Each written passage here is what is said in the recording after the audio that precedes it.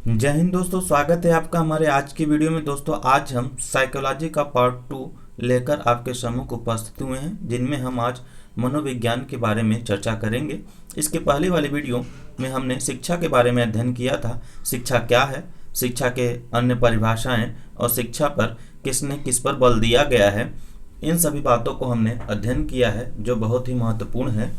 पूछे जाते हैं, एक दो प्रश्न वहाँ से पूछे जाते हैं। आप इस वीडियो के डिस्क्रिप्शन बॉक्स में लिंक दे दिया गया है, आप वहां जा करके उस वीडियो तक पहुंचकर उस वीडियो का लाभ ले सकते हैं। इसके बाद आज हम बात करेंगे मनोविज्ञान के बारे में। मनोविज्ञान कहाँ से बना, मनोविज्ञान के जनक और मनोविज्ञान की जननी आदि सभी बातों को, परिभाषाओं को, विकास के क्रम को बारे में आज हम इस वीडियो में जानेंगे। और साथ ही साथ यदि आप हमारे चैनल पर नए हैं तो चैनल को प्लीज़ सब्सक्राइब कर बेल आइकन को जरूर दबाइएगा, जिससे आने वाली सभी नोटिफिकेशन आप तक पहुंचता रहे। और साथ ही साथ वीडियो पसंद आए तो वीडियो को लाइक कर शेयर जरूर करिएगा। आशा करता हूं आप इन सभी बातों को ध्यान में रखेंगे। तो चलिए चलते हैं वीडियो में, देखते हैं मनोविज्ञान के बारे में। तो मनोविज्ञान पढ़ने से पहले हम लोग दर्शन शास्त्र के बारे में अध्ययन करेंगे। दर्शन शास्त्र के बारे में अध्ययन करेंगे। पहले जो मनोविज्ञान पढ़ा जाता था वो दर्शन शास्त्र का एक अंग माना जाता था, दर्शन शास्त्र के रूप में ही पढ़ा जाता था, यानी दर्शन शास्त्र के पाठ्यक्रम में ही पढ़ा जाता था। इसके बाद आए एक दर्शन शास्त्री आए, विलियम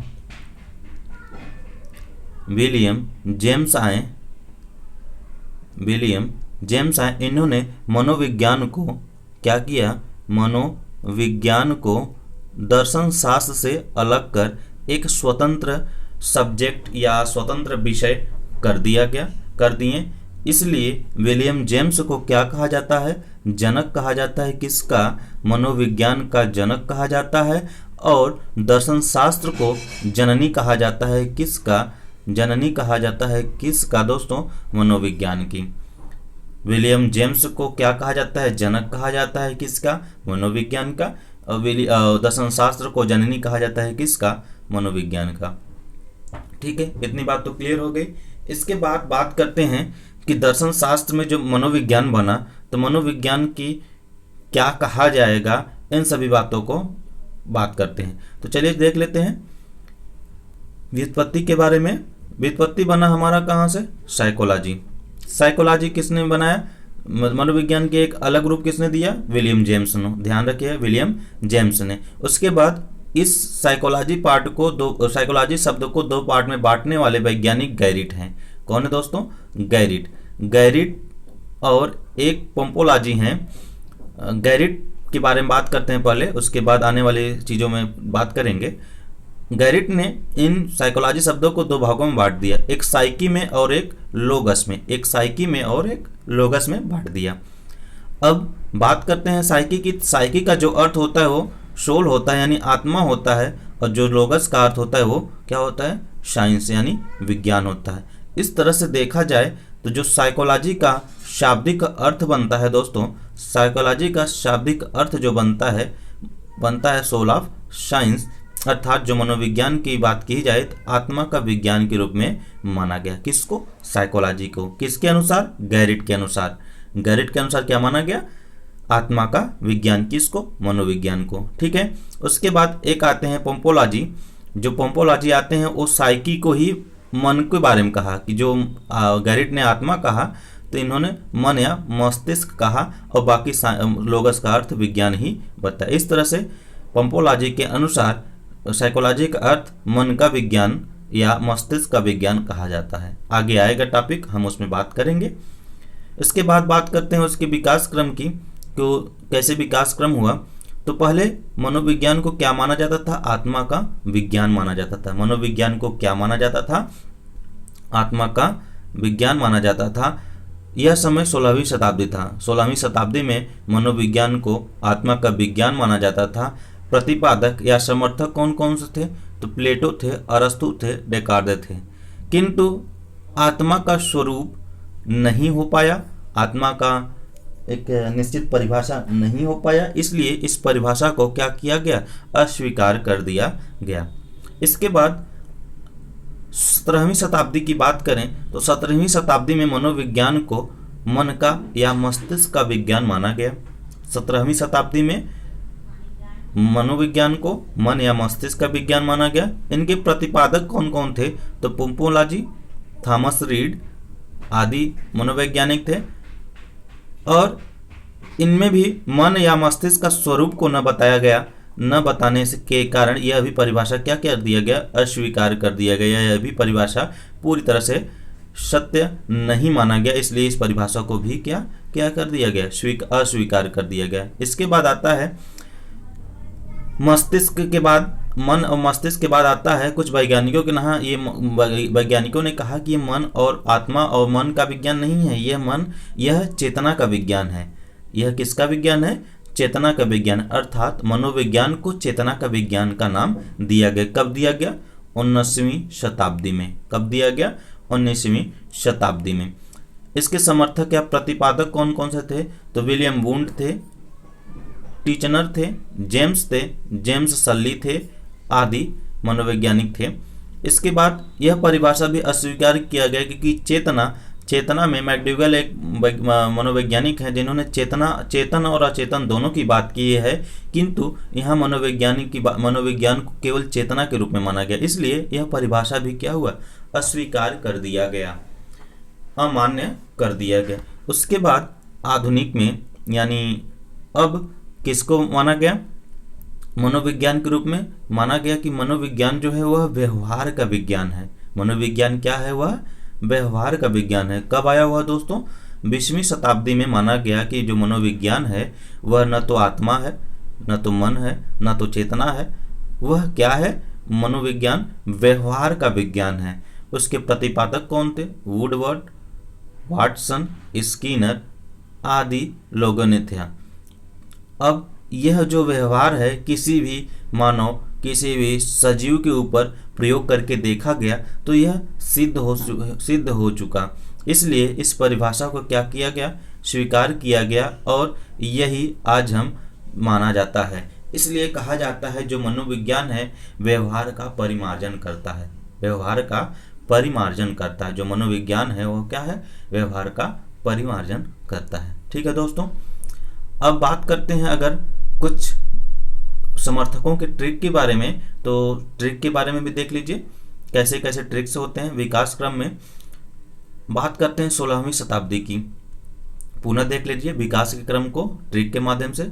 16वीं शताब्दी में बात किया गया कि जो मनोविज्ञान है वो क्या है? आत्मा का विज्ञान है। अब उसके समर्थक को कैसे याद रखेंगे? तो उसका ट्रिक है आत्मा से आप यूं अड़े। आत्मा से आप यूं अड़े। तो आत्मा से बात करें तो आत्मा तो आपका आत्मा का विज्ञान के बारे में बात कहा गया है। आप में आ जो है आपका अरस्तु हो गए, प से प्लेटो, यू से जितने भी यूनानी दार्शनिक होंगे वो हो गए, और अ से अरिस्टोटल और डे से डेकार्डे की बात कहेगी। अर्थात जो आत्मा के विज्ञान के समर्थक थे अरस्तु, प्लेटो, यूनानी दार्शनिक, अरिस्टोटल और डेकार्डे हैं, आदि वैज्ञानिक हैं। इनमें कुछ महत्वपूर्ण वैज्ञानिकों को दिया गया है जो पूछे जाते हैं अक्सर। इसके बात करते हैं 17वीं शताब्दी की।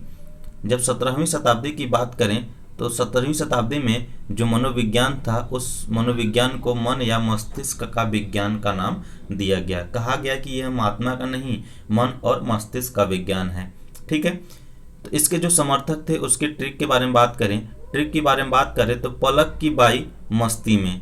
ट्रिक क्या है? पलक की बाई मस्ती में। तो जो ये मस्तिष्क शब्द है, मस्तिष्क, मस्ती में, ये आपका क्या है? मस्तिष्क का विज्ञान। ठीक है, इतना तो क्लियर हो गया। उसके बाद पलक में प जो है पोम्पोलाजी, ल है जो जॉन लॉक के बारे में कहा जाता है, लक से जॉन लॉक के बारे में कहा जाता है, की आपका साइलेंट है, वाई में वा जो है आपका वर्गली हो जाएगा, और ई से आपका इटली के दार्शनिक जो हैं वो सभी आ जाएंगे। इसमें थॉमस रीड भी आते हैं जो मुख्य वैज्ञानिकों में, मुख्य मनोवैज्ञानिकों में माने जाते हैं। इसके बाद बात करते हैं अगली 19वीं शताब्दी। 19वीं शताब्दी की बात करें तो 19वीं शताब्दी में बात बोला गया कि जो मनोविज्ञान है न तो आत्मा का विज्ञान है, न तो मन और मस्तिष्क का विज्ञान है, बल्कि यह चेतना का विज्ञान है। यह किसका विज्ञान है? चेतना का विज्ञान है, तो इसके समर्थकों के बारे में जान लेते हैं, प्रतिपादकों के बारे में जान लेते हैं। ट्रिक क्या है? चेतना को विलियम ने सजवाई, चेतना को विलियम ने सजवाई। अब बात करते हैं चेतना को विलियम ने सजवाई, तो जो आपका चेतना को है, ये चेतना का विज्ञान के बारे में बात किया गया। विलियम, पूरे शब्द विलियम से आपका विलियम वुंट हो जाएगा, ने आपका साइलेंट है, स से सल्ली, उसके बाद ज से जेम्स यानी विलियम जेम्स, उसके बाद वाई से वाइफ्स की बारे में बात कहा गया है, स से सल्ली यानी विलियम सल्ली हैं, ज से विलियम जेम्स हैं, वाई मतलब वाइफ्स।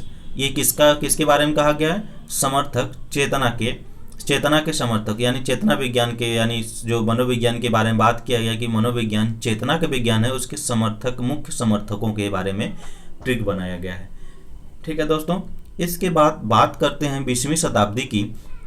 20वीं शताब्दी में क्या कहा गया कि 20वीं शताब्दी में जो मनोविज्ञान है वो व्यवहार का विज्ञान है। क्या विज्ञान है? वो व्यवहार का विज्ञान है, यानी वह तो न तो चेतना है, न तो मन है, न तो आत्मा है, वो क्या है? व्यवहार का विज्ञान है। इनके समर्थकों की बात करें, मुख्य समर्थकों की बात करें, तो ट्रिक है आपका शिवम। शिवम इस तरह से लिखा जाएगा, लेकिन लिखना इस तरह से है, शिवम व्यवहार में वुड यानी लकड़ी के जैसा है। शिवम का व्यवहार कैसा है? वुड यानी लकड़ी के जैसा है। इसके बारे में बात करें तो जो व्यवहार है आपका, व्यवहार आपका क्या हो जाएगा? व्यवहार का विज्ञान। उसके बाद सी से स्किनर, व से वाटसन, म से मन, इस तरह से शिवम में आपका स्किनर, वाटसन, मन हो जाएगा। में से आपका मैकडूगल हो जाएगा, वुड से आपका वुडवर्थ, और के से आपका क्रो एंड क्रो की बात कही गई है। ठीक है दोस्तों, ये था आपका विकास के क्रम में, यानी मनोविज्ञान के विकास के क्रम में कब कौन से वैज्ञानिकों ने किस नाम से पुकारा मनोविज्ञान को, और किन समर्थकों ने उनका साथ दिया। इन सभी बातों को आज हम इसमें जाने हैं। इसके बाद चलते हैं कुछ अन्य वन लाइनर टॉपिकों की बात करते हैं। तो वन लाइनर टॉपिकों की बात करें तो पहला नंबर है आपका, ओसवाल्ड कुल्फे ने मनोविज्ञान को तख्त का विज्ञान माना। मनोविज्ञान को तख्त का विज्ञान किसने माना दोस्तों? तो ओस्टवाल्ड कुल्फे ने माना है। ठीक है दोस्तों, उसके बाद अगली बात करें, उंट द्वारा लिखित पुस्तक दैहिक मनोविज्ञान का अंग्रेजी अनुवाद टीचनर ने किया था। तो जो दैहिक मनोविज्ञान है, उंट द्वारा लिखा गया था, वो उसका अंग्रेजी में अनुवाद किसने किया था दोस्तों? टीचनर ने किया था। अगली बात करें, सन 1990 में विलियम जेम्स ने प्रिंसिपल ऑफ साइकोलॉजी नामक पुस्तक प्रकाशित की। कब किया? 1890 में, सॉरी दोस्तों, 1890 में किसने किया? विलियम जेम्स ने। कौन सी पुस्तक? प्रिंसिपल ऑफ साइकोलॉजी पुस्तक प्रकाशित किया। अगली बात करें, अगला टॉपिक पे, तो विलियम जेम्स के अनुसार मनोविज्ञान मानसिक घटना का विज्ञान है। विलियम जेम्स के अनुसार मनोविज्ञान मानसिक घटना का विज्ञान है। ठीक है, अगले बात करें, अगला टॉपिक, विलियम जेम्स का मानसिक घटना से तात्पर्य चेतना था। विलियम जेम्स का मानसिक घटना से तात्पर्य क्या था? चेतना। ठीक है दोस्तों, इसके बाद अगले प्रश्नों पे चलते हैं, अगले वन लाइनर प्रश्नों पे चलते हैं। बात करते हैं, प्रयोगात्मक मनोविज्ञान का जनक विलियम उंट को कहा जाता है। विलियम उंट को किसका जनक कहा जाता है? तो प्रयोगात्मक मनोविज्ञान को कहा जाता है, जबकि मनोविज्ञान का जनक विलियम जेम्स को कहा जाता है। कंफ्यूजन को अपने दूर करिएगा। विलियम जो वुंट है मनोविज्ञान का जनक नहीं, प्रयोगात्मक मनोविज्ञान के जनक हैं, जबकि विलियम जेम्स जो हैं मनोविज्ञान के जनक हैं। इसके बाद अगले टॉपिक की बात करें, सन 1900 में सिगमंड फ्रायड ने मनोविश्लेषणवाद का स्थापना की। 1900 में सिगमंड फ्रायड ने मनोविश्लेषणात्मक की स्थापना की। उसके बाद 1900 में ही सिगमंड फ्रायड ने अपनी पुस्तक सपनों की व्याख्या प्रकाशित की, जिसमें इन्होंने विश्व स्तर पर ख्याति प्राप्त हुआ। 1990 में उन्होंने क्या किया? मनोविश्लेषणवाद की स्थापना की और सपनों का एक पुस्तक लिखा, सपनों का व्याख्या, जिसके कारण उन्हें विश्व स्तर पर ख्याति प्राप्त हुई। इसके बाद सिगमंड फ्रायड ने अचेतन की व्याख्या कर इस बात को स्पष्ट किया कि सिगमंड फ्रायड ने अचेतन की व्याख्या कर इस बात को स्पष्ट किया कि व्यवहार का अधिकांश भाग अचेतन द्वारा निर्धारित होता है। व्यवहार का अधिकांश भाग अचेतन द्वारा निर्धारित होता है। इसके बाद फिर सिगमंड फ्रायड ने अचेतन की तुलना समुद्र में डूबे हुए हिमखंड के साथ की है। अचेतन की तुलना किसके साथ की है? समुद्र में डूबे हुए हिमखंड के साथ तुलना की है। इसके बाद बात करते हैं अगले कुछ टॉपिकों पर। सन 1912 के समय में मनोविज्ञान के क्षेत्र में क्रांतिकारी वर्ष कहा जाता है। 1912 का जो समय था वो मनोविज्ञान के क्षेत्र में क्रांतिकारी वर्ष कहा जाता था। इसके बाद अगली टॉपिक की बात करें, सन 1912 में ही जेबी वाटसन ने व्यवहारवाद की घोषणा की। 1912 में ही जेबी वाटसन ने व्यवहारवाद की घोषणा की। इसके बाद बात करते हैं 1925 ईस्वी में जेबी वाटसन द्वारा व्यवहारवाद पुस्तक लिखी गई। कब लिखी गई? 1912 में व्यवहारवाद की घोषणा की और 1925 में व्यवहारवाद नामक पुस्तक यानी व्यवहारवाद पुस्तक लिखी। किसने लिखी? जेबी वाटसन ने। 1912 में, ध्यान दीजिएगा, 1912 में क्या किया? घोषणा की और 1925 में उस पुस्तक को लिख दिए। उसके बाद अगले टॉपिक की बात करें तो व्यवहारवाद पर सर्वाधिक प्रभाव पशु मनोविज्ञान का रहा। व्यवहारवाद पर सर्वाधिक प्रभाव किसका रहा दोस्तों? पशु मनोविज्ञान का रहा। इसके बाद अगली टॉपिक पे बात करें, सन 1954 में इलाहाबाद यानी जो आज प्रयाग है, सन 1954 में इलाहाबाद में मनोविज्ञान प्रयोगशाला की स्थापना की। तो इलाहाबाद यानी प्रयागराज में मनोविज्ञान प्रयोगशाला की स्थापना कब किया गया? 1954 ईस्वी में स्थापना किया गया। मोस्ट इम्पॉर्टेंट है, देख लीजिएगा। अगली टॉपिक की बात करें तो यांत्रिक स्थिति व शारीरिक व्याख्या के कारण केवानिस को शारीरिक मनोविज्ञान का जनक कहा जाता है। किसको दोस्तों?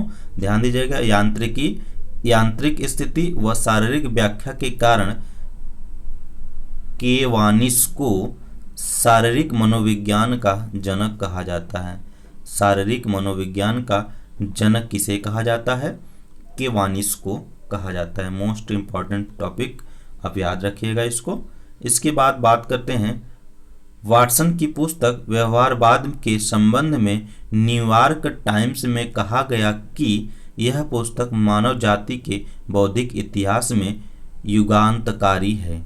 तब किसकी पुस्तक के बारे में कहा गया? वाटसन की पुस्तक। कौन से पुस्तक के बारे में? व्यवहारवाद के बारे में। न्यूयॉर्क टाइम्स में क्या कहा गया कि यह पुस्तक मानव जाति के बौद्धिक इतिहास में युगांतकारी है। इसके बाद अगले टॉपिक की बात करें, सन 1905 में बीने तथा साइमन द्वारा विश्व के प्रथम बुद्धि परीक्षण का विकास किया गया। किसके द्वारा?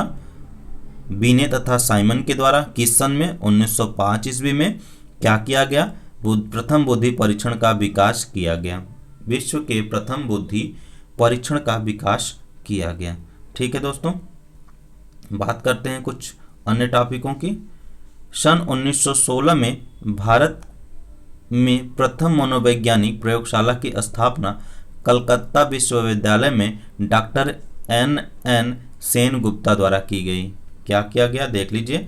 सन 1916 में भारत में प्रथम मनोवैज्ञानिक प्रयोगशाला, भारत के प्रथम मनोवैज्ञानिक प्रयोगशाला की स्थापना कहाँ किया गया? कलकत्ता में। किस सन में? 1916 ईस्वी में। कौन सी विद्यालय था? विद्यालय का नाम किस कलकत्ता विश्वविद्यालय में स्थापित किया गया और किसने किया? Doctor N Sengupta. Doctor N Sengupta द्वारा किया गया। इसके बाद अगले टॉपिक की बात करें तो मनोविज्ञान की शाखा के रूप में शिक्षा मनोविज्ञान की उत्पत्ति 1900 से मानी जाती है। अभी हमने पिछले टॉपिक में क्या पढ़ा है? शिक्षा इस टॉपिक में क्या पढ़ा, मनोविज्ञान। अगले टॉपिक जो आएगा उसमें हम दोनों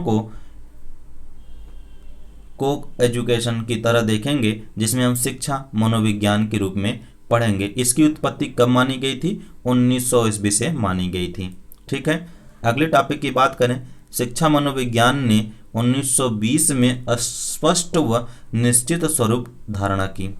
निश्चित स्वरूप धारणा की शिक्षा मनोविज्ञान कब निश्चित स्वरूप धारणा की, 1920 ईस्वी में। लेकिन बना कब था, 1900 ईस्वी में बना था। और स्पष्ट रूप व निश्चित स्वरूप कब धारणा की, 1920 ईस्वी में। अगला टॉपिक बात करें, जे.बी. वाटसन के अनुसार मनोविज्ञान, जे.बी. वाटसन के अनुसार मनोविज्ञान मन रहित विज्ञान अर्थात व्यवहार का विज्ञान है। किसके अनुसार, जे.बी. वाटसन के अनुसार जो मनोविज्ञान है वह मन रहित विज्ञान अर्थात व्यवहार का विज्ञान माना गया।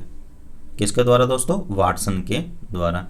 अगले टॉपिक बात करें, 1990 में मनोविज्ञान विश्वविद्यालयों में स्वतंत्र विषय के रूप में पढ़ाया जाने वाला लगा।